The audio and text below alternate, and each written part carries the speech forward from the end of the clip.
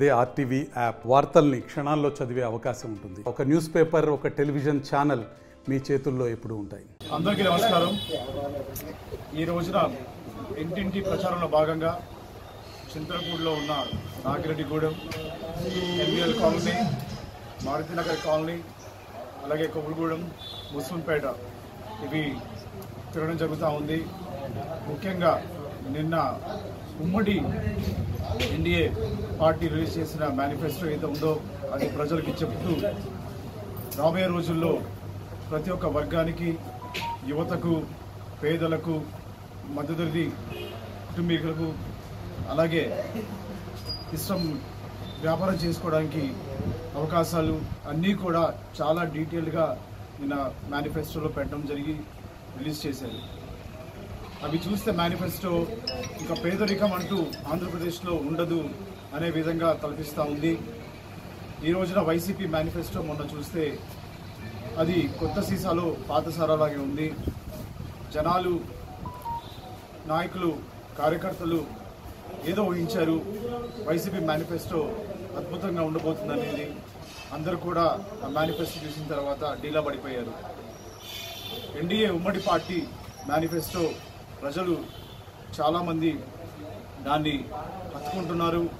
రాబోయే రోజుల్లో తప్పకుండా ఆంధ్రప్రదేశ్ స్వర్ణాంధ్రప్రదేశ్ అవుతుందనేది నమ్మకం, విశ్వాసంతో ఉన్నారు. అలాగే యువతకు ఉద్యోగ అవకాశాల విషయంలో బీసీలకు, ఎస్సీలకు, ఎస్టీలకు, మైనారిటీలకు, రైతులకు, బడుగు బలహీన వర్గాలకు అందరికీ కూడా సమానమైన సంక్షేమ పథకాలతో పాటు, కార్పొరేషన్ ఫండ్స్తో పాటు, అభివృద్ధి పనులతో పాటు, ఉద్యోగ అవకాశాలతో పాటు మహిళలకు కూడా మంచి అవకాశాలు ఇస్తూ మేనిఫెస్టోని ఉమ్మడి ఎన్డీఏ పార్టీ మరి దాన్ని తయారు చేయడం జరిగింది. ప్రజలు అందరూ కూడా తెలుసుకున్నారు. ఏదైతే 5 సంవత్సరాల్లో మనము పోగొట్టుకున్నామో, సంక్షేమం పేరుతో మోసం చేస్తూ అభివృద్ధి దూరం చేశారో, మరి సంక్షేమం కొందరికి, అభివృద్ధి అందరికీ అనే నినాదంతో తెలుగుదేశం, జనసేన, బీజేపీ ఉమ్మడి పార్టీని గెలిపించాలని మేము ప్రజల్ని అడగడం జరుగుతూ ఉంది. మేము అడగకముందే వారే ముందుకొచ్చి మాకు మార్పు కావాలి అని చిరునవ్వుతో చెప్తున్నారు. రాబోయే రోజుల్లో తప్పకుండా నారా చంద్రబాబు నాయుడు గారు ముఖ్యమంత్రి అవడం ఖాయం ఆంధ్రప్రదేశ్కి.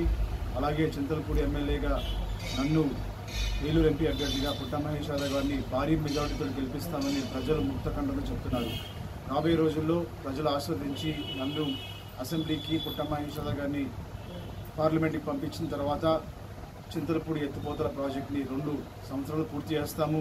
చింతలపూడి సెంట్రల్ లైటింగ్ విషయంలో కానివ్వండి, రోడ్లు విషయంలో కానివ్వండి, డ్రైనేజెస్ విషయంలో కానివ్వండి, వీధి దీపాల విషయంలో కానివ్వండి, యువతకు ఉద్యోగ అవకాశాల విషయంలో కానివ్వండి, ఇలాగా చెప్పుకుంటూ పోతే 5 సంవత్సరాల్లో మేము ఏమి చేసి చూపిస్తామో అది ప్రతిదీ కూడా ప్రజలకి అర్థమయ్యేలాగా, తెలుసుకునేలాగా ఒక ట్రాన్స్పరెంట్ గవర్నెన్స్ ఇవ్వబోతున్నామని నేను మీడియా ముఖం ద్వారా తెలియజేస్తున్నాను. కావున మీరందరూ కూడా సైకిల్ గుర్తు మీద ఓటేసి చింతలపూడి ఎమ్మెల్యేగా నన్ను, ఏలూరు ఎంపీగా పుట్ట మహేష్ యాదవ్ గెలిపించాల్సింది కోరుకున్నాను. జై తెలుగుదేశం, జై జనసేన, జై బీజేపీ.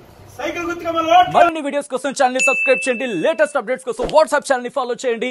అండ్ లింక్ డిస్క్రిప్షన్ లో ఉంది.